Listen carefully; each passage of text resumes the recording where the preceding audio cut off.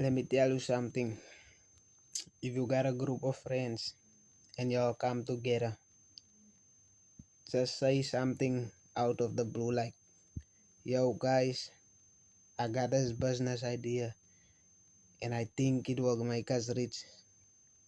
Now the first thing you should do is look at those ones that takes three breaths and will be like, no, that won't work and all that. That's the type of niggas and type of friends that you should cut out of your life.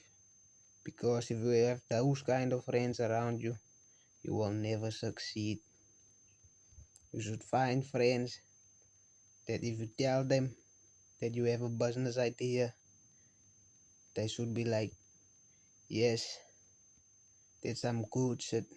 Let's hear the idea. Then we can work. Then we can work on it. We can try and figure something out. That's the type of friends you should get. Like friends that will motivate you to do better and to chase success. So get you some of that friends, eh? Then you'll be successful.